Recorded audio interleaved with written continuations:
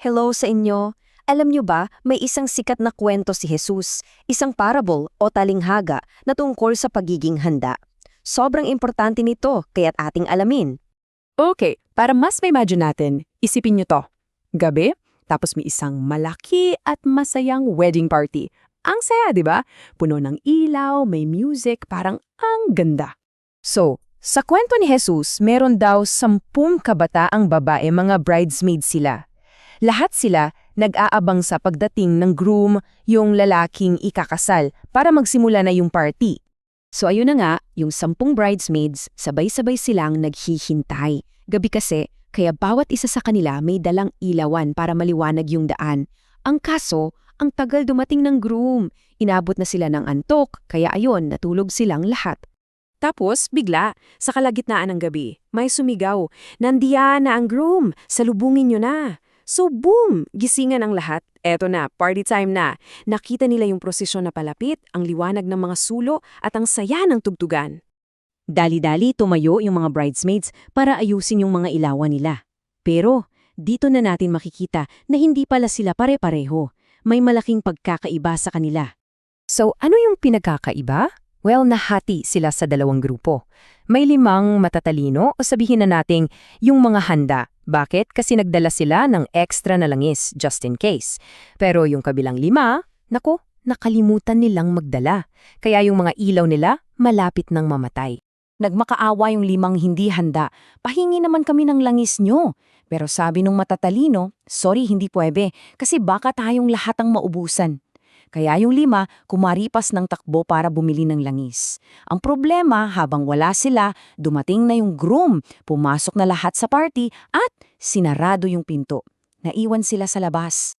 Nung nakabalik na sila at kumatok ng kumatok, ano ang sagot mula sa loob? Pasensya na, hindi ko kayo kilala. Ang sakit, di ba? So, ano ba talagang ibig sabihin ng buong kwentong to? Anong aral dito? Okay, tandaan natin, isa itong talinhaga o parable. Ibig sabihin may hidden message ito. Para siyang isang secret code na kailangan nating i-decode. Tara alamin natin kung ano yon. Una, yung mga ilawan. Ano ang sinisimbolo nito? Ito raw yung salita ng Diyos, yung kaalaman natin tungkol sa Kanya tulad ng nababasa sa Biblia. Lahat ng 10 bridesmaids may ilawan, di ba? Ibig sabihin, lahat sila may alam tungkol sa Diyos at lahat sila ay nag-aabang kay Jesus. Pero heto na yung pinaka-importante, yung langis. Kasi ano yung langis? Ito yung simbolo ng banal na espiritu. Ito yung pagkakaroon ng tunay at personal na relasyon sa Diyos. Hindi lang sa isip, kundi nasa puso mo na talaga yung pag-ibig niya. Yun ang nagpapanatihing maliwanag ng ilaw mo. So, lumalabas po na hindi pala sapat na may alam ka lang. Hindi sapat yung may ilawan ka lang. Kailangan may laman din, may langis. 'Di ba? Hindi na ipahiram yung langis. Kasi yung relasyon mo sa Diyos, yung pagkatao mo, hindi mo yan pwedeng hiramin sa iba.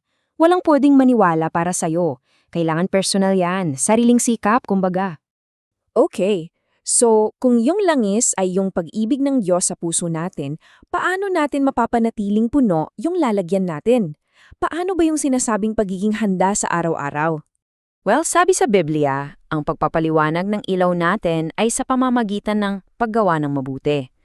Kumbaga, yung pag-ibig ng Diyos sa iyo, nagiging action, tulad ng pagpapakain sa nagugutom, pagbibigay ng damit, o kahit simpleng pagbigay ng pag-asa sa mga malungkot. Mga ganong bagay. Kaya pala yun yung pinaka-key takeaway natin dito. Ang pagiging handa, hindi lang to sa kung anong alam natin sa isip. Mas mahalaga yung kung paano tayo nabubuhay at nagmamahal sa kapwa gamit ang ating mga kamay at syempre ang ating puso. May isang napakagandang verse sa Isaiah na sinasabing bumangon ka, lumiwanag ka. Parang sinasabi na kapag puno ka ng pag-ibig ng Diyos, automatic na yan, magliliwanag ka talaga para sa iba. Hindi mo mapipigilan.